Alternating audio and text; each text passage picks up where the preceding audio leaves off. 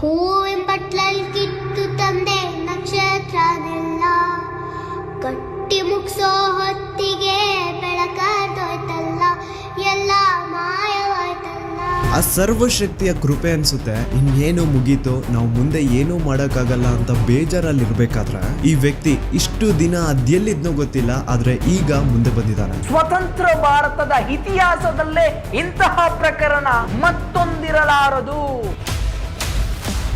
ಸಾಕ್ಷಿ ತಾನೇ ಕೇಳ್ತಾ ಇದ್ರಿ, ಸಾಕ್ಷಿ ತಾನೇ ಬೇಕಿತ್ತು ನಿಮ್ಗೆಲ್ಲ. ಈಗ ಒಂದು ಜೀವಂತ ಸಾಕ್ಷಿ ಮುಂದೆ ಇದೆ, ಈಗ ನ್ಯಾಯ ಇಸ್ಕೊಡಿ.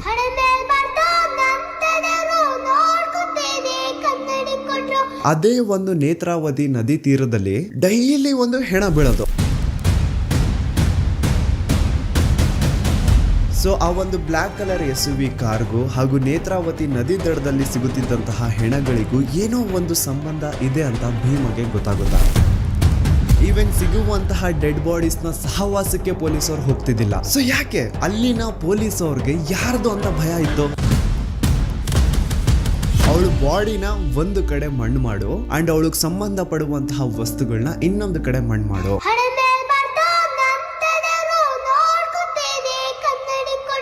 ಪಾಪ ಹುಡುಗಿ ಯಾರ ಮಗಳಿದ್ಲೋ ಗೊತ್ತಿಲ್ಲ, ಆದ್ರೆ ಮಣ್ಣಲ್ಲಿ ಗುರ್ತಿಲ್ದೇನೆ ಮಣ್ಣಾಗ್ಬಿಟ್ಟಿರ್ತಾಳೆ.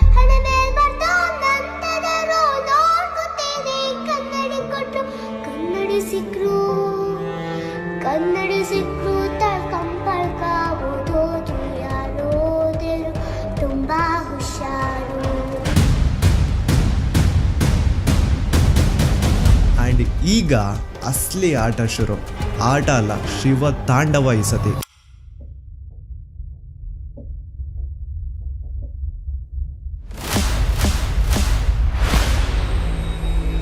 27 ಫೆಬ್ರವರಿ 2025. ನಾನು ಈ ಒಂದು ಚಾನಲ್ ಅಲ್ಲಿ ಒಂದು ವಿಡಿಯೋ ಅಪ್ಲೋಡ್ ಮಾಡಿದ್ದೆ ಸೌಜನ್ಯ ಮರ್ಡರ್ ಕೇಸ್ ಬಗ್ಗೆ. ಆ ಒಂದು ವಿಡಿಯೋ ಯಾವ ತರ ಸೆನ್ಸೇಷನಲ್ ಆಯ್ತು ಅಂತ ಈಗ ಆಲ್ರೆಡಿ ಎಲ್ರಿಗೂ ಗೊತ್ತಿದೆ. ಅದಾದ್ಮೇಲೆ ಬಹಳಷ್ಟು ಸೋ ಕಾಲ್ಡ್ ಜ್ಞಾನಿಗಳು ಮುಂದೆ ಬಂದು ಒಂದ್ ಸವಾಲ್ ಹಾಕಿದ್ರು. ನೀವು ಹೇಳೋದಕ್ಕೆಲ್ಲ ನಿಮ್ ಹತ್ರ ಸಾಕ್ಷಿ ಇದೆ ಅಂದ್ರೆ ಆ ಸಾಕ್ಷಿನ ಪಬ್ಲಿಕ್ ಮಾಡಿ ಅಥವಾ ಕೋರ್ಟ್ ತಗೊಂಡು ಹೋಗ್ಕೊಡಿ, ಬೀದಿ ರಂಪಾಟ ಯಾಕೆ ಮಾಡ್ತಿದ್ದೀರಾ ಅಂತ. ಅದಾದ್ಮೇಲೆ ನಾನು ಒಂದು ವಿಡಿಯೋ ಮಾಡಿದೆ ಸಾಕ್ಷಿ ನಾಶ ಅಂತ. ಅಂಡ್ ಆ ಒಂದು ವಿಡಿಯೋದಲ್ಲಿ ಪಾಯಿಂಟ್ ಟು ಪಾಯಿಂಟ್ ಎಕ್ಸ್ಪ್ಲೈನ್ ಮಾಡಿದೀನಿ ಹೇಗೆ ಸೌಜನ್ಯ ಕೇಸಲ್ಲಿ ಬಹಳಷ್ಟು ಸಾಕ್ಷಿಗಳು ನಾಶ ಆಗಿದಾವೆ ಅಂತ. ಆದ್ರೂ ಕೆಲವೊಬ್ರದ್ದು ಮಾತ್ರ ಅದೇ ಇದ್ದಿದ್ದೆ, ಕೋರ್ಟ್ ಅಲ್ಲಿ ಹೋಗಿ ನ್ಯಾಯ ಕೇಳಿ ಬೀದಿ ರಂಪಾಟ ಯಾಕೆ ಮಾಡ್ತಿದ್ದೀರಾ ಅಂತ. ಹಾನೆಸ್ಟ್ಲಿ ಹೇಳ್ಬೇಕು ಅಂತಂದ್ರೆ, ಮನ್ಸಾಕ್ಷಿ ಮುಟ್ಕೊಂಡು ಹೇಳ್ಬೇಕು ಅಂದ್ರೆ ಸೌಜನ್ಯ ಕೇಸಲ್ಲಿ ಬಹಳಷ್ಟು ಸಾಕ್ಷಿಗಳು ನಾಶ ಆಗಿದಾವೆ. ಅಂಡ್ ಮಿಕ್ಕಿರುವಂತಹ ಸಾಕ್ಷಿಗಳನ್ನ ಇಟ್ಕೊಂಡು ಕೋರ್ಟ್ ಅಲ್ಲಿ ಹೋಗಿ ನ್ಯಾಯ ಕೇಳಿದ್ರೆ ನ್ಯಾಯ ಸಿಗೋದು ಬಹಳ ಕಷ್ಟ. ಸೊ ಏನಪ್ಪಾ ಮಾಡೋದು, ನಮ್ ಕಣ್ಣು ಮುಂದೆನೆ ಆರೋಪಿಗಳು ಐಷಾರಾಮಿ ಜೀವನ ನಡೆಸ್ತಿದ್ದಾರೆ, ಆದ್ರೆ ಸಾಕ್ಷಿ ಇಲ್ದೆ ಅವ್ರನ್ನೇನು ಮಾಡಕ್ ಆಗ್ತಿಲ್ವಲ್ಲ ಅಂತ ಬೇಜಾರಲ್ಲಿ ಇರ್ಬೇಕಾದ್ರೆ ಆ ಸರ್ವಶಕ್ತಿಯ ಕೃಪೆ ಅನ್ಸುತ್ತೆ ಇನ್ನೇನು ಮುಗೀತು, ನಾವು ಮುಂದೆ ಏನೂ ಮಾಡಕ್ಕಾಗಲ್ಲ ಅಂತ ಬೇಜಾರಲ್ಲಿ ಇರ್ಬೇಕಾದ್ರೆ ಈ ವ್ಯಕ್ತಿ ಇಷ್ಟು ದಿನ ಅದೆಲ್ಲಿದ್ನೋ ಗೊತ್ತಿಲ್ಲ, ಆದ್ರೆ ಈಗ ಮುಂದೆ ಬಂದಿದ್ದಾನೆ. ಅಂಡ್ ಈ ವ್ಯಕ್ತಿ ಧರ್ಮಸ್ಥಳದಲ್ಲಿ 23 ವರ್ಷಗಳ ಕಾಲ ಕೆಲಸ ಮಾಡಿದಾನೆ. ಅಂಡ್ ಅದು ಯಾವ ತರ ಕೆಲಸ ಗೊತ್ತಾ, ದಣಿಗಳು ಮಾಡಿ ಅಥವಾ ಮಾಡಿ ಬಿಸಾಡಿರುವಂತಹ ಹೆಣಗಳನ್ನ ಯಾರಿಗೂ ಗೊತ್ತಾಗದಿರೋ ರೀತಿ ಎತ್ಕೊಂಡು ಹೋಗಿ ಎಲ್ಲೋ ದೂರದಲ್ಲಿ ಯಾವುದೋ ಕಾಡಲ್ಲಿ ಮಣ್ಣು ಮಾಡ್ಬಿಟ್ಟು ಬರೋದು, ಇದು ಈ ವ್ಯಕ್ತಿಯ ಕೆಲಸ. ಒಂದ್ ಅಂದಾಜು ಪ್ರಕಾರ ಈ ವ್ಯಕ್ತಿ ತನ್ನ 20 ಇಯರ್ಸ್ ಆಫ್ ಸರ್ವಿಸ್ ಅಲ್ಲಿ ಸುಮಾರು 1,000ಕ್ಕಿಂತ ಹೆಚ್ಚು ಹೆಣಗಳನ್ನ ಧರ್ಮಸ್ಥಳದ ಸುತ್ತಮುತ್ತ ಪ್ರದೇಶದಲ್ಲಿ ಅಕ್ರಮವಾಗಿ ಮಣ್ಣು ಮಾಡಿದಾನೆ. ಅಂಡ್ ಆ ಹೆಣಗಳನ್ನ ಎಲ್ಲೆಲ್ಲಿ ಮಣ್ಣು ಮಾಡಿದಾನೆ ಅನ್ನುವಂತಹ ವಿಷಯ ಇವನೊಬ್ನಿಗೆ ಬಿಟ್ರೆ ಇನ್ ಯಾರಿಗೂ ಗೊತ್ತಿಲ್ಲ. And now he is ready to take out all those bodies because ಈಗ ಈತನ್ಗೆ ಪಾಪ ಪ್ರಜ್ಞೆ ಅನ್ನೋದು ಬಂದಿದೆ. ಅಂಡ್ ಈಗ ಅಸಲಿ ಆಟ ಶುರು. ಆಟ ಅಲ್ಲ, ಶಿವ ತಾಂಡವ ಈ ಸತಿ.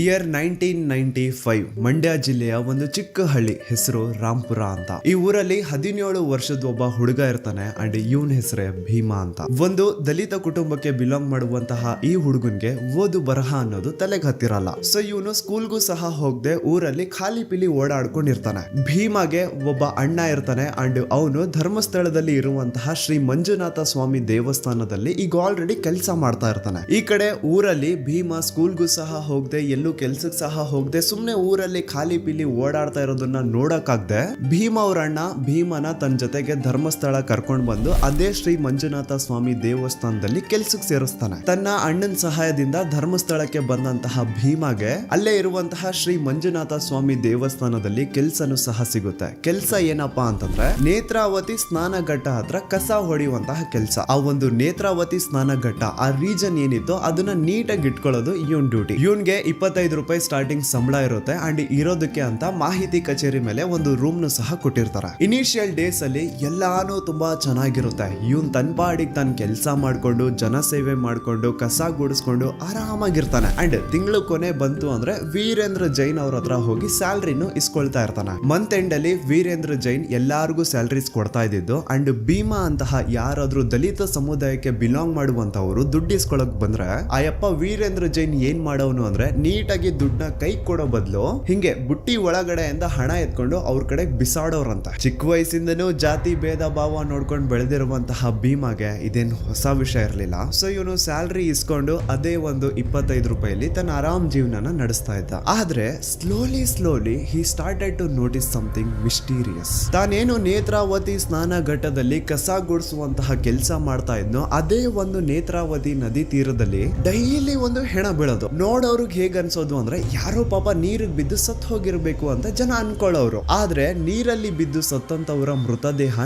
ನೀರಲ್ಲೇ ಸಿಗ್ಬೇಕು ಹೊರತು ದಡದಲ್ಲಿ ಹೇಗ್ ಸಿಗುತ್ತೆ? ಏನ್ ಆ ಶವಗಳು ಇಷ್ಟೊತ್ತು ನೀರಲ್ಲಿ ಇದ್ದಿದ್ ಸಾಕು ಇನ್ನು ಹೋಗ್ಬಿಟ್ಟು ದಡದಲ್ಲಿ ಮಲ್ಕೊಳ್ಳುವ ಅಂತ ಎದ್ದು ಬರೋಕಾಗುತ್ತಾ? ಇಲ್ಲ ತಾನೆ. ಸೊ ಇದೇ ಒಂದು ಡೌಟ್ ಭೀಮಗೆ ಬರುತ್ತಾ. ಈಗ ಭೀಮ ಪ್ರತಿಯೊಂದು ಸೂಕ್ಷ್ಮವಾಗಿ ಅಬ್ಸರ್ವ್ ಮಾಡ್ಲಿಕ್ಕೆ ಸ್ಟಾರ್ಟ್ ಮಾಡ್ತಾನೆ. ಕೆಲವೊಂದ್ಸತಿ ಏನಾಗೋದು ಅಂದ್ರೆ ರಾತ್ರಿ ಹೊತ್ತಲ್ಲಿ ನೇತ್ರಾವತಿ ನದಿ ಹತ್ರ ಒಂದು ಬ್ಲಾಕ್ ಕಲರ್ SUV ಕಾರ್ ಕಾಣಿಸ್ಕೊಳ್ಳೋದಂತೆ. ಆ ಕಾರ್ ನ ನಂಬರು ಈಗ ಭೀಮಗೆ ನೆನಪಿರೋ ಹಾಗೆ 505 ಇರಬೇಕು. ಸೊ ಈ ಕಾರು ಯಾವಾಗೆಲ್ಲ ನೇತ್ರಾವತಿ ನದಿ ಹತ್ರ ಕಾಣಿಸ್ಕೊಳ್ಳೋದು ಅದ್ರ ನೆಕ್ಸ್ಟ್ ದಿನ ಅದೇ ಒಂದು ನೇತ್ರಾವತಿ ನದಿ ಹತ್ರ ಒಂದು ಹೆಣ ಸಿಗೋದು. ಸೊ ಆ ಒಂದು ಬ್ಲಾಕ್ ಕಲರ್ SUV ಕಾರ್ಗೂ ಹಾಗೂ ನೇತ್ರಾವತಿ ನದಿ ದಡದಲ್ಲಿ ಸಿಗುತ್ತಿದ್ದಂತಹ ಹೆಣಗಳಿಗೂ ಏನೋ ಒಂದು ಸಂಬಂಧ ಇದೆ ಅಂತ ಭೀಮಗೆ ಗೊತ್ತಾಗುತ್ತಾ. ಆದ್ರೆ ಅವನು ಈ ವಿಚಾರನ ಯಾರ ಜೊತೆನೂ ಹಂಚ್ಕೊಳ್ಳಲ್ಲ. ಯಾಕೆ ಬೇಕ್ಬಿಡು ನಮ್ಗೆ ಅಂತ ಸುಮ್ಮನೆ ಇರ್ತಾನೆ.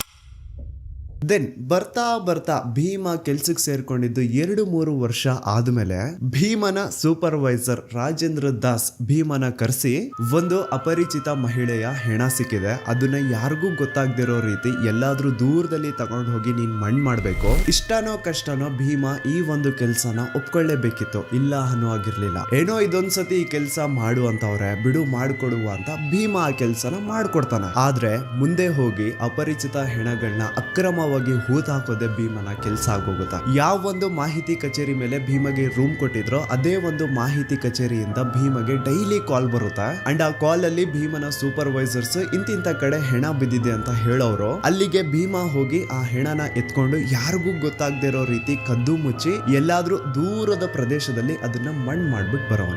ಡೈಲಿ 1-2 ಹೆಣಗಳನ್ನ ಹೂತಾಕೋದೆ ಇದನ್ ಕೆಲ್ಸ. ಬೆಳಿಗ್ಗೆ ಒಂದು ಹೆಣ ಬಿದ್ದಿದೆ ಹೋಗಿ ಹೂತಾಕಿ ಬಾ ಅಂತ ಮಾಹಿತಿ ಕಚೇರಿಯಿಂದ ಕಾಲ್ ಬರೋದು. ತಕ್ಷಣಕ್ಕೆ ಭೀಮ ಹೋಗಿ ಆ ಒಂದು ಹೆಣನ ಹೂತಾಕಿ ಬಂದು ಚೂರ್ ರೆಸ್ಟ್ ಮಾಡ್ತಿದ್ದಂಗೆ ಸಂಜೆ ಅಷ್ಟರಲ್ಲಿ ಇನ್ನೊಂದ್ಸತಿ ಕಾಲ್ ಬರೋದು. ಅಗೇನ್ ಭೀಮ ಹೋಗಿ ಇನ್ನೊಂದು ಹೆಣನ ಅಕ್ರಮವಾಗಿ ಹೂತಾಕ್ ಬರೋನು. ಈ ಭೀಮ ಈ ತರ ಬಹಳಷ್ಟು ಹೆಣಗಳನ್ನ ಅಕ್ರಮವಾಗಿ ಹೂತಾಕಿದಾನೆ. ಅಂಡ್ ತನ್ನ ಹೂತಾಕಿರುವಂತಹ ಹೆಣಗಳಲ್ಲಿ ಬಹಳಷ್ಟು ಹೆಣಗಳು ಹೆಂಗಸರ್ದಿರುತ್ತೆ ಹಾಗೂ ಅಪ್ರಾಪ್ತ ವಯಸ್ಸಿನ ಬಾಲಕಿಯರ್ದಿರುತ್ತೆ. ಸೊ ಭೀಮಗೆ ಆಗಿಂದಾನೆ ಪಾಪ ಪ್ರಜ್ಞೆ ಅನ್ನೋದು ಕಾಡ್ತಾ ಇರುತ್ತೆ. ಅಂಡ್ ಇವನು ಬೇಸತ್ ಹೋಗಿರ್ತಾನೆ ತಾನು ಮಾಡ್ತಿರುವಂತಹ ಕೆಲ್ಸದಿಂದ. ಇವನ್ಗೂ ಮದ್ವೆ ಆಗಿರುತ್ತೆ, ಮಕ್ಕಳಿರ್ತಾರೆ, ಅದನ್ನು ಹೆಣ್ಣು ಮಕ್ಕಳಿರ್ತಾರೆ. ಸೊ ಕಂಡವ್ರ ಹೆಣ್ಮಕ್ಳನ್ನ ಅವ್ರ ಮನೆಯವ್ರಿಗೂ ತಿಳಿಸದೆ ಪ್ರಾಪರ್ ಅಂತ್ಯಕ್ರಿಯೆ ಅನ್ನೋದು ಮಾಡದೆ ತಾನು ಹೋಗಿ ಅಕ್ರಮವಾಗಿ ಮಣ್ಣು ಮಾಡಿ ಬರ್ತಾ ಇದ್ರೆ ಎಲ್ಲಿ ಆ ಪಾಪ ತನ್ನ ಮಕ್ಕಳಿಗೂ ತಟ್ಟುಬಿಡುತ್ತೆ ಅನ್ನೋದೊಂದು ಭಯ ಇವನ್ಗೆ. ಆದ್ರೆ ಬೇರೆ ಆಪ್ಷನ್ ಇಲ್ಲ, ಬೇರೆ ವಿಧಿನೇ ಇಲ್ಲ. ಆ ಮಾಹಿತಿ ಕಚೇರಿ ಅವ್ರಿಗೆ ತನ್ನ ಸೂಪರ್ವೈಸರ್ಸ್ಗೆ ನಾನು ಇನ್ಮೇಲೆಯಿಂದ ಈ ಕೆಲಸ ಮಾಡಲ್ಲ ಅಂತ ಏನಾದ್ರು ಹೇಳ್ಬಿಟ್ರೆ ಅವರು ಇವನ್ನ ತುಂಡಾಗಿ ಕತ್ತರಿಸ್ತೀವಿ ಅಂತ ಹೆದರ್ಸಿರ್ತಾರ. ಹೋಗ್ಲಿ ಅಟ್ಲೀಸ್ಟ್ ಪೊಲೀಸ್ ಅವ್ರಿಗಾದ್ರೂ ಈ ವಿಷಯನ ತಿಳಿಸೋಣ, ಪೊಲೀಸ್ ಅವರಿಂದ ಹೆಲ್ಪ್ ತಗೊಳ್ಳೋಣ ಅಂದ್ರೆ ಅಲ್ಲಿನ ಪೊಲೀಸ್ ಅವರು ಬೆಳ್ತಂಗಡಿ ಪೊಲೀಸ್ ಸ್ಟೇಷನ್ ಪೊಲೀಸ್ ಅವರೆಲ್ಲ ವೀರೇಂದ್ರ ಜೈನ್ ನ ಚಾಟುಗಳು. ಅವ್ರಿಗೆ ಸರ್ಕಾರದಿಂದ ಒಂದು ಸಂಬಳ ಸಿಗ್ತಾ ಇದ್ರೆ ವೀರೇಂದ್ರ ಜೈನ್ ಇಂದ ಇನ್ನೊಂದು ಸಂಬಳ ಸಿಗ್ತಾ ಇರುತ್ತೆ. ಭೀಮ ತನ್ನ ಕಣ್ಣಾರೆ ಕಂಡಿದ್ದಾನೆ ಈ ಬೆಳ್ತಂಗಡಿ ಪೊಲೀಸ್ ಅವರು ಪ್ರತಿ ತಿಂಗಳು 1ನೇ ತಾರೀಕು ವೀರೇಂದ್ರ ಜೈನ್ ನ ಮನೆ ಮುಂದೆ ಬಂದು ನಾಯಿಗಳ ತರ ನಿಂತಿರೋರಂತೆ. ಅಂಡ್ ವೀರೇಂದ್ರ ಜೈನ್ ಬಂದು ಅವ್ರಗಳಿಗೆ ಬಿಸ್ಕೆಟ್ ತರ ಹಣ ಹಂಚ್ತಾ ಇದ್ದಿದ್ದು. ಆಗಿನ ಬೆಳ್ತಂಗಡಿ ಪೊಲೀಸ್ ಅವರು ಎಷ್ಟು ಕರಪ್ಟೆಡ್ ಇದ್ರು ಅಂತ ಒಂದು ಇನ್ಸಿಡೆಂಟ್ ಮೂಲಕ ನಿಮ್ಗೆ ಎಕ್ಸ್ಪ್ಲೇನ್ ಮಾಡ್ತೇನೆ. 2010 ಧರ್ಮಸ್ಥಳ ಕಲ್ಲೇರಿ ಹತ್ರ ಒಂದು ರೋಡ್ ಸೈಡ್ ಅಲ್ಲಿ ಪೆಟ್ರೋಲ್ ಪಂಪ್ ಇರುತ್ತೆ ಅಂಡ್ ಆ ಒಂದು ಪೆಟ್ರೋಲ್ ಪಂಪ್ ಇಂದ ಸುಮಾರು 200 ಮೀಟರ್ ದೂರ ಸ್ವಲ್ಪ ಜನರ ಕಡಿಮೆ ಓಡಾಟ ಇರುವಂತಹ ಜಾಗದಲ್ಲಿ ಒಂದು 14 ರಿಂದ 15 ವರ್ಷದ ಹುಡುಗಿಯ ಹೆಣ ಬಿದ್ದಿರೋತ. ಯಾರೋ ಆ ಹುಡುಗಿನ ಮರ್ಡರ್ ಮಾಡಿ ಸಾಯಿಸಿದ್ದಾರೆ ಅಂತ ಆ ಹುಡುಗಿಯ ದೇಹ ನೋಡಿದ್ರೆ ಕ್ಲಿಯರ್ ಆಗಿ ಗೊತ್ತಾಗ್ತಾ ಇರುತ್ತೆ. ಆ ಹುಡುಗಿಯ ಮೈ ಮೇಲೆ ಒಂದು ಶರ್ಟ್ ಮಾತ್ರ ಇರುತ್ತೆ, ಕೆಳಗಡೆ ಸ್ಕರ್ಟ್ ಆತರ ಏನೂ ಇರಲ್ಲ, ಇನ್ನರ್ ವೇರ್ಸ್ ಸಹ ಮಿಸ್ಸಿಂಗ್ ಇರ್ತವೆ ಅಂಡ್ ಆ ಹುಡುಗಿಯ ಸ್ಕೂಲ್ ಬ್ಯಾಗ್ ಬುಕ್ಸ್ ಎಲ್ಲ ಅಲ್ಲೆಲ್ಲೇ ಬಿದ್ದಿರ್ತವೆ. ಭೀಮನ ಮಾಹಿತಿ ಕಚೇರಿ ಅವರು ಆ ಹುಡುಗಿಯ ಹೆಣ ಸಿಕ್ಕಿದೆ ಅಂತೆ, ಅವಳನ್ನ ಮಣ್ಣು ಮಾಡ್ಬಿಟ್ ಬಾ ಅಂತ ಸ್ಪಾಟ್ ಕಳ್ಸಿರ್ತಾರೆ ಅಂಡ್ ಭೀಮ ಸ್ಪಾಟ್ ಬಂದು ನೋಡ್ತಾನೆ. ಅಲ್ಲಿ ಆಲ್ರೆಡಿ ಆ ಹುಡುಗಿಯ ಮೃತದೇಹ ಹತ್ರ ಇಬ್ರು ಪೊಲೀಸ್ ಅವ್ರು ನಿಂತಿರ್ತಾರೆ. ಹೇಳ್ಬೇಕು ಅಂದ್ರೆ ಅನ್ನ ತಿನ್ನೋ ಮನುಷ್ಯರೇನಾದ್ರು ಆ ಪೊಲೀಸ್ ಅವ್ರು ಆಗಿದ್ರೆ ಆ ಹುಡುಗಿ ಯಾರು, ಅವಳು ಯಾರ ಮಗಳು, ಅವಳು ಅಲ್ಲಿಗೆ ಹೇಗ್ ಬಂದ್ಲು, ಅವಳ ಜೊತೆ ಆತರ ಘೋರ ಕೃತ್ಯ ಮಾಡಿದವ್ರು ಯಾರು, ಅದನ್ನೆಲ್ಲ ಕಂಡು ಹಿಡಿದು ಆ ಹುಡುಗಿಯ ಬಾಡಿನ ಮನೆಯವ್ರಿಗೆ ತಲುಪಿಸ್ಬೇಕಿತ್ತು. ಆದ್ರೆ ಪೊಲೀಸ್ ಅವರು ಏನ್ ಮಾಡ್ತಾರೆ ಗೊತ್ತಾ, ಸ್ಪಾಟ್ಗೆ ಭೀಮ ಬಂದಿದ ತಕ್ಷಣ ಅವನ ಕೈಯಿಂದ ಒಂದು ಗುಂಡಿ ತೋಡಿಸಿ ಆ ಒಂದು ಗುಂಡಿ ಒಳಗಡೆ ಆ ಹುಡುಗಿಯ ಬಾಡಿನ ಮುಚ್ಚಾಕು ಅಂತ ಹೇಳ್ತಾರೆ. ಆ ಕಡೆ ಭೀಮ ಗುಂಡಿನ ತೋಡ್ತಾ ಇರ್ಬೇಕಾದ್ರೆ ಈ ಕಡೆ ಪೊಲೀಸ್ ಅವ್ರಿಗೆ ಆ ಹುಡುಗಿಯ ಸ್ಕೂಲ್ ಬುಕ್ಸ್ ಇಂದ ಅವಳ ಅಡ್ರೆಸ್ ಸಿಕ್ಕಿರುತ್ತೆ, ಪಟ್ರಾಮೆ ವಿಲೇಜ್ ಅಂತ ಇರುತ್ತೆ. ಇದನ್ನ ಕೇಳಿಸ್ಕೊಂಡು ಭೀಮ ಹೇಳ್ತಾನೆ, ಸರ್ ಅಡ್ರೆಸ್ ಸಿಕ್ಕಿದೆ ಅಲ್ಲ, ಅಟ್ಲೀಸ್ಟ್ ಮನೆಯವ್ರಿಗೆ ವಿಷಯ ಆದ್ರೂ ತಿಳಿಸಿ, ಅವ್ರಾದ್ರೂ ಅಟ್ಲೀಸ್ಟ್ ಈ ಹುಡುಗಿಗೆ ಪ್ರಾಪರ್ ವೇಲಿ ಅಂತ್ಯಕ್ರಿಯೆ ಆದ್ರೂ ಮಾಡ್ಕೊಳ್ತಾರೆ ಅಂತ ಹೇಳಿದ್ರೆ ಆ ಪೊಲೀಸ್ ಆಫೀಸರು ಮುಚ್ಕೊಂಡು ನಿನ್ಗೆ ಹೇಳಿರುವಂತಹ ಕೆಲಸ ನೀನ್ ಮಾಡು ಅಂತ ಅವಾಜ್ ಹಾಕ್ತಾನಂತೆ. ಪಾಪ ಆ ಹುಡುಗಿ ಯಾರ ಮಗಳಿದ್ಲೋ ಗೊತ್ತಿಲ್ಲ, ಆದ್ರೆ ಮಣ್ಣಲ್ಲಿ ಗುರ್ತಿಲ್ದೇನೆ ಮಣ್ಣಾಗ್ಬಿಟ್ಟಿರ್ತಾಳೆ. ಇದೇ ತರ ಸುಮಾರು ಜನ ಹೆಂಗಸರದು ಅಪ್ರಾಪ್ತ ವಯಸ್ಸಿನ ಬಾಲಕಿಯರದು ಎಷ್ಟೋ ಹೆಣಗಳನ್ನ ಭೀಮ ಅಕ್ರಮವಾಗಿ ಪೊಲೀಸ್ ಅವರು ಮುಂದೆನೆ ಮಣ್ಣು ಮಾಡಿರ್ತಾನೆ.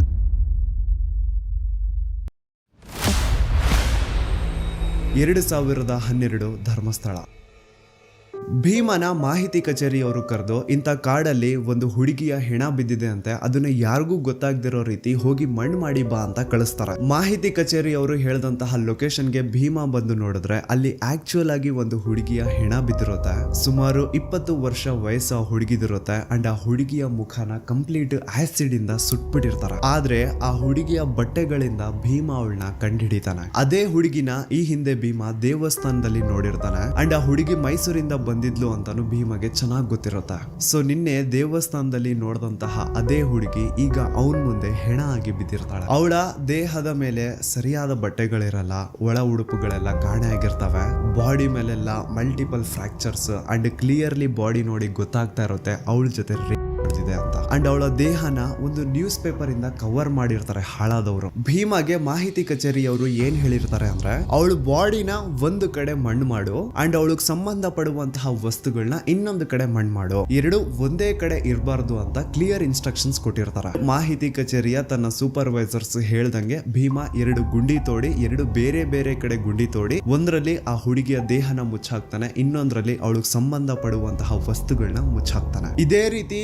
ಭೀಮ ಆ ಒಂದು ಧರ್ಮಸ್ಥಳದ ಸುತ್ತಮುತ್ತ ಪ್ರದೇಶದಲ್ಲಿ ಎಷ್ಟು ಹೆಣಗಳನ್ನ ಅಕ್ರಮವಾಗಿ ಊತಾಕಿದನೋ ಅವನ್ಗೆನೆ ಲೆಕ್ಕ ಇಲ್ಲ. ಹೆಂಗಸರು, ಅಪ್ರಾಪ್ತ ವಯಸ್ಸಿನ ಬಾಲಕಿಯರು, ಭಿಕ್ಷುಕರು, ಈವನ್ ದೇವಸ್ಥಾನದ ಮುಂದೆ ಬಂದು ಕುತ್ಕೊಳ್ತಿದ್ದಂತಹ ಭಿಕ್ಷುಕರನ್ನು ಸಹ ಆ ದರಿದ್ರ ನನ್ನ ಮಕ್ಕಳು ಬಿಟ್ಟಿರ್ಲಿಲ್ಲ. ಈ ಟೆಂಪಲ್ ಮ್ಯಾನೇಜ್ಮೆಂಟ್ ಅವ್ರಿಗೇನು ಅಂತಂದ್ರೆ ನೋಡಿ ನಮ್ ಧರ್ಮಸ್ಥಳದಲ್ಲಿ ಒಬ್ರು ಭಿಕ್ಷುಕರಿಲ್ಲ ಅಂತ ತೋರಿಸ್ಕೊಳ್ಳೋ ಆಸೆ. ಅದ್ರ ಸಲುವಾಗಿ ಈ ಟೆಂಪಲ್ ಮ್ಯಾನೇಜ್ಮೆಂಟ್ ಅವರು ಏನ್ ಮಾಡೋರು ಅಂದ್ರೆ ಆ ದೇವಸ್ಥಾನದ ಸುತ್ತಮುತ್ತ ಎಲ್ಲಾದ್ರೂ ಯಾರಾದ್ರೂ ಭಿಕ್ಷೆ ಬೇಡ್ತಾ ಇರೋ ರೀತಿ ಕಾಣಿಸಿದ್ರೆ ಅವ್ರನ್ನ ಮೊದಲು ಹಿಡ್ಕೊಂಡ್ ಬಂದು ಚೆನ್ನಾಗಿ ಹೊಡಿಯೋದು. ಎಷ್ಟೋ ಸತಿ ಭೀಮನು ಸೇರ್ಕೊಂಡು ಆ ಭಿಕ್ಷುಕರನ್ನ ಹೊಡೆದಿರ್ತಾನೆ. ಸೊ ಚೆನ್ನಾಗಿ ಅವ್ರನ್ನ ಹೊಡೆದು ಮುಕ್ ಮಾಡಾದ್ಮೇಲೆ ಅವ್ರಿಗೊಂದು ಬಸ್ ಟಿಕೆಟ್ ಮಾಡಿಸಿ ಮಂಗಳೂರು ಅಥವಾ ಸಕಲೇಶ್ಪುರ ಕಡೆ ಕಳಿಸ್ಬಿಡೋದು. ಹಂಗ್ ಕಳಿಸಾದ್ಮೇಲೆನು ಅಪ್ಪಿ ತಪ್ಪಿ ಏನಾದ್ರು ಆ ಭಿಕ್ಷುಕರು ವಾಪಸ್ ಧರ್ಮಸ್ಥಳಕ್ಕೆ ಬಂದು ಅಲ್ಲಿ ಭಿಕ್ಷೆ ಬೇಡ್ತಾ ಇರೋ ರೀತಿ ಏನಾದ್ರು ಕಾಣಿಸ್ಕೊಂಡ್ರೆ ಅವ್ರನ್ನ ಈ ಸತಿ ಹಿಡ್ಕೊಂಡ್ ಬಂದು ಬರೀ ಹೊಡಿತಾ ಇರ್ಲಿಲ್ಲ, ಚಿತ್ರ ಹಿಂಸೆ ಕೊಟ್ಟು ಸಾಯಿಸವ್ರಂತ. ನೆಕ್ಸ್ಟ್ ದಿನ ಮಾಹಿತಿ ಕಚೇರಿಯವರು ಭೀಮನ ಕರೆಸಿ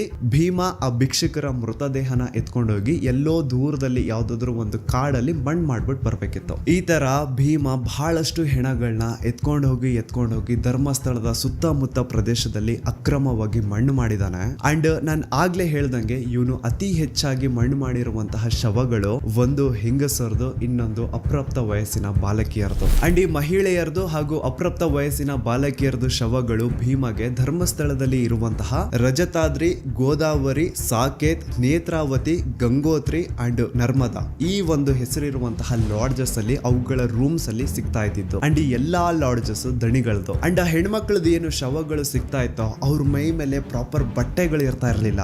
ಪ್ರತಿ ಒಂದು ಕೇಸಲ್ಲಿ ಅವ್ರ ಇನ್ನರ್ ವೇರ್ಸ್ ಮಿಸ್ಸಿಂಗ್ ಇರೋದು ಅಂಡ್ ಅವ್ರ ಮೈ ಮೇಲೆ ಆಗಿರುವಂತಹ ಗಾಯಗಳು, ಅವ್ರ ತುಟಿನ ಕಚ್ಚಿರುವಂತಹ ರೀತಿ ಅದೆಲ್ಲಾನು ಕ್ಲಿಯರ್ ಆಗಿ ಹೇಳ್ತಾ ಇರುತ್ತೆ ಅವ್ರ ಜೊತೆ ಇದೆ ಅಂತ. ಇಷ್ಟೆಲ್ಲ ಕಣ್ಣು ಮುಂದೆ ನಡೀತಾ ಇದ್ರು ಲೋಕಲ್ ಪೊಲೀಸ್ ಅವರಲ್ಲಿ ಒಬ್ರು ಆರೋಪಿನ ಹಿಡಿಯುವಂತಹ ಏನು ಪ್ರಯತ್ನ ಮಾಡ್ತಿದ್ದಿಲ್ಲ ಅಂತ. ಈವನ್ ಸಿಗುವಂತಹ ಡೆಡ್ ಬಾಡೀಸ್ ನ ಸಹವಾಸಕ್ಕೆ ಪೊಲೀಸ್ ಅವ್ರು ಹೋಗ್ತಿದ್ದಿಲ್ಲ. ಸೊ ಯಾಕೆ ಅಲ್ಲಿನ ಪೊಲೀಸ್ ಅವ್ರಿಗೆ ಯಾರ್ದು ಅಂತ ಭಯ ಇತ್ತು. ಅಂಡ್ ನಾನು ಸೌಜನ್ಯ ಕೇಸ್ ಬಗ್ಗೆ ಮೊದಲನೇ ವಿಡಿಯೋ ಮಾಡಿದಾಗ ಅದರಲ್ಲಿ ನಾರಾಯಣ ಹಾಗೂ ಅವ್ರ ತಂಗಿ ಯಮುನಾನ ಬ್ರೂಟ್ ಮರ್ಡರ್ ಕೇಸ್ ಬಗ್ಗೆ ಹೇಳಿದ್ದೆ ಗೊತ್ತಾ.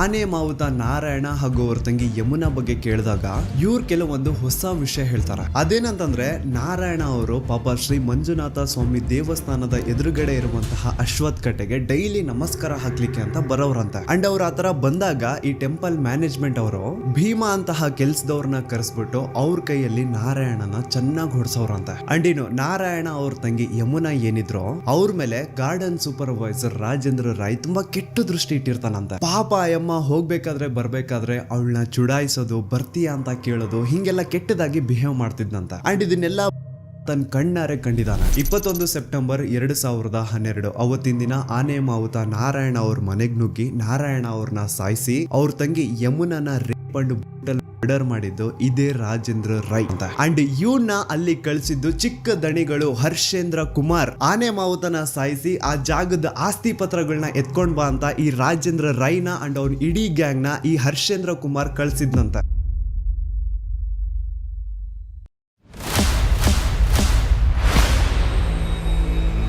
9 ಅಕ್ಟೋಬರ್ 2012 ಭೀಮಾ ಊರಿಗೆ ಹೋಗಿರ್ತಾನೆ. ಅಂಡ್ ಮಧ್ಯರಾತ್ರಿ 11-12 ಗಂಟೆ ಹಾಗೆ ಭೀಮನ ಮ್ಯಾನೇಜರ್ ಆದಂತಹ ಬಾಲಕೃಷ್ಣ ಅವ್ರ ಕಡೆಯಿಂದ ಕಾಲ್ ಬರುತ್ತೆ. ಅಂಡ್ ಅವರು ಕಾಲ್ ಮಾಡಿ ಎಲ್ಲಿದ್ಯಾ ಬೇಗ ಬಾ, ಇಲ್ಲಿ ಒಂದು ಹುಡುಗಿಯ ಹೆಣ ಬಿದ್ದಿದೆ, ಇದನ್ನ ಬೇಗ ಮಣ್ಣು ಮಾಡಬೇಕು ಅಂತ ಕರೀತಾರೆ. ಆದ್ರೆ ಭೀಮಾ ಇಲ್ಲ ಸಾಹೇಬ್ರೆ ನಾನು ಊರಿಗೆ ಬಂದಿದ್ದೀನಿ ಬರೋಕ್ಕಾಗಲ್ಲ ಅಂತ ಹೇಳಿದಾಗ ನೀನ್ ಊರಿಗೆ ಹೋಗಿದ್ಯಾ, ಹೇಳ್ದೆ ಕೇಳ್ದೆ ಯಾವಾಗ ಊರಿಗೆ ಹೋದೆ ನೀನು, ನಿಮ್ಗೆಲ್ಲ ಹೇಳೋರ್ ಕೇಳೋರು ಯಾರು ಇಲ್ವಾ ಅಂತ ಬೈಕೊಂಡು ಕಾಲ್ ಕಟ್ ಮಾಡ್ತಾರೆ. ನೆಕ್ಸ್ಟ್ ದಿನ ಅಂದ್ರೆ 10 ಅಕ್ಟೋಬರ್ 2012 ಭೀಮಾ ಊರಿಂದ ಧರ್ಮಸ್ಥಳಕ್ಕೆ ವಾಪಸ್ ಬರ್ತಾನೆ. ಅಂಡ್ ಬಂದಾದ್ಮೇಲೆ ಅವನಿಗೆ ಗೊತ್ತಾಗುತ್ತೆ ಹಿಂದಿನ ದಿನ ಮಧ್ಯರಾತ್ರಿ ತನ್ನ ಮ್ಯಾನೇಜರ್ ಬಾಲಕೃಷ್ಣ ಕಾಲ್ ಮಾಡಿ ಯಾವ ಒಂದು ಹುಡುಗಿಯ ಹೆಣನ ಹೂತಾಕ್ಬೇಕು ಅಂತ ಹೇಳಿದ್ನೋ ಆ ಹೆಣ ಬೇರೆ ಯಾರ್ದು ಅಲ್ಲ ಸೌಜನ್ಯದಿರುತ್ತೆ. ಮೇ ಬಿ ಹಿಂದಿನ ದಿನ ಏನಾದ್ರೂ ಭೀಮಾ ಧರ್ಮಸ್ಥಳದಲ್ಲೇ ಇದ್ದಿದ್ರೆ ಸೌಜನ್ಯನ ಬಾಡಿನೇ ಸಿಗ್ತಾ ಇರ್ಲಿಲ್ಲ ಅನ್ಸುತ್ತೆ. ಯಪ್ಪಾ ನನಗೆ ಒಂದು ಅರ್ಥ ಆಗ್ತಾ ಇಲ್ಲ, ಊರಲ್ಲಿ ಎಲ್ಲಾದ್ರೂ ಒಂದು ಅಪರಿಚಿತ ಹೆಣ ಬಿದ್ರೆ ಅದಕ್ಕೂ ಟೆಂಪಲ್ ಮ್ಯಾನೇಜ್ಮೆಂಟ್ ಅವ್ರಿಗೂ ಏನ್ ಸಂಬಂಧ? ಯಾರಿಗೂ ಇಲ್ದೇ ಇರುವಂತಹ ಚಿಂತೆ ಇವ್ರುಗಳಿಗೆ ಯಾಕೆ ಅಂತ.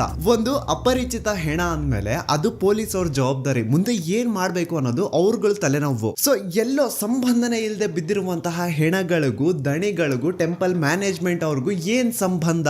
ಈ ಪ್ರಶ್ನೆನ ನೀವು ನನಗ್ ಕೇಳೋದಲ್ಲ, ಆ ನಕಲಿ ಧರ್ಮಾಧಿಕಾರಿ ಇದಾನಲ್ವಾ ಅವನ್ಗೆ ಹೋಗ್ಬಿಟ್ಟು ಕೇಳಿ. ಯಾಕಪ್ಪ ಎಲ್ಲಿ ಅಪರಿಚಿತ ಹೆಣ ಸಿಕ್ಕರು ಯಾಕೆ ನಿಮ್ಮವ್ರು ಹೋಗ್ಬಿಟ್ಟು ಅದನ್ನ ಅಕ್ರಮವಾಗಿ ಹೂತಾಗಿ ಬರೋರು? ಯಾಕೆ ಈ ಕೆಲಸನ ಮಾಡೋರು? ಈ ಪ್ರಶ್ನೆನ ನೀವು ಹೋಗ್ಬಿಟ್ಟು ಆ ಧರ್ಮಾಧಿಕಾರಿಗೆ ಆ ಟೆಂಪಲ್ ಮ್ಯಾನೇಜ್ಮೆಂಟ್ ಅವ್ರಿಗೆ ಕೇಳಿ.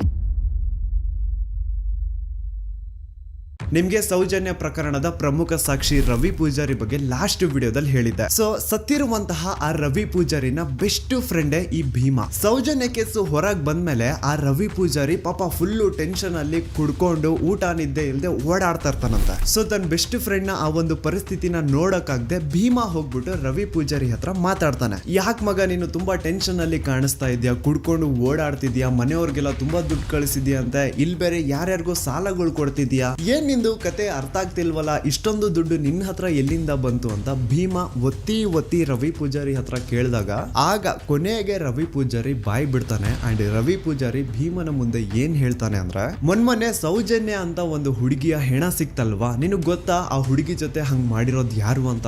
ಭೀಮಾ ಇಲ್ಲ ನನಗ್ ಗೊತ್ತಿಲ್ಲ ಅಂದಾಗ ಅದಕ್ಕೆ ರವಿ ಪೂಜಾರಿ ಹೇಳ್ತಾನೆ, ಆ ಹುಡುಗಿ ಸೌಜನ್ಯ ಜೊತೆ ಆತರ ಮಾಡಿದ್ದು ಬೇರೆ ಯಾರು ಅಲ್ಲ, ಚಿಕ್ಕ ದಣಿಗಳ ಹರ್ಷೇಂದ್ರ ಕುಮಾರ್ ಅಂಡ್ ಆ ಹುಡುಗಿನ ಸಾಯಿಸಿ ಅವಳ ದೇಹನ ಎಲ್ಲಾದ್ರೂ ಬಿಸಾಡ್ರಿ ಅಂತ ಚಿಕ್ಕ ದಣಿಗಳು ಹೇಳಿದ್ರು. ಈ ವಿಷಯ ನಾನ್ ಎಲ್ಲೂ ಹೊರಗಡೆ ಬಿಟ್ಕೊಡ್ಬಾರ್ದು ಅಂತ ದಣಿಗಳು ನನಗೆ 25,000 ದುಡ್ಡು ಸಹ ಕೊಟ್ರು ಅಂತ ರವಿ ಪೂಜಾರಿ ಭೀಮನ ಮುಂದೆ ಹೇಳಿದಾನೆ. ಭೀಮಗೆ ಇದೆಲ್ಲ ಎಕ್ಸ್ಪೆಕ್ಟೆಡ್ ಇತ್ತು. ಸೊ ಅವನ್ಗೆ ರಿಯಲ್ ನೇಮ್ಸ್ ನ ಕೇಳಿದಾಗ ಅಂತ ಶಾಕ್ ಏನೂ ಆಗಿಲ್ಲ. ಭೀಮಗೆ ಈ ವಿಷಯ ಯಾಕೆ ಶಾಕಿಂಗ್ ಅನ್ಸಲ್ಲ ಅಂದ್ರೆ ಇಷ್ಟು ವರ್ಷಗಳ ಕಾಲ ಅವನೇನು ಅಕ್ರಮವಾಗಿ ಹೆಣಗಳನ್ನ ಹೂತಾಕಿ ಬರ್ತಾ ಇದ್ದಾನೋ ಅದೆಲ್ಲ ದಣಿಗಳು ಮಾಡಿಟ್ಟಿರುವಂತಹ ಕರ್ಮಕಾಂಡಗಳು ಅಂತ ಅವನಿಗೆ ಚೆನ್ನಾಗಿ ಗೊತ್ತಿದೆ. ಸೊ ಹಾಗಾಗಿ ಈಗ ರವಿ ಪೂಜಾರಿ ರಿಯಲ್ ನೇಮ್ಸ್ ನ ಹೇಳಿದ್ರು ಸಹ ಭೀಮಗೆ ಏನ್ ಶಾಕಿಂಗ್ ಅನ್ಸಿಲ್ಲ ಅದು. ಬಟ್ ಶಾಕಿಂಗ್ ಅನ್ಸಿದ್ ಏನು ಅಂದ್ರೆ ಭೀಮ ಹಾಗೂ ರವಿ ಪೂಜಾರಿ ನಡುವೆ ಈ ಒಂದು ಮಾತುಕತೆ ಆಗಿದ್ದು ಸ್ವಲ್ಪ ದಿನ ಆದ್ಮೇಲೆ ರವಿ ಪೂಜಾರಿ ಮಿಸ್ಟೀರಿಯಸ್ ಆಗಿ ಸತ್ತು ಹೋಗ್ತಾನೆ. ಆ ರವಿ ಪೂಜಾರಿ ಮಾಡ್ಕೊಂಡು ಸತ್ತೋದ ಅಂತ ಪೊಲೀಸ್ ಅವ್ರು ಹೇಳ್ತಾರೆ.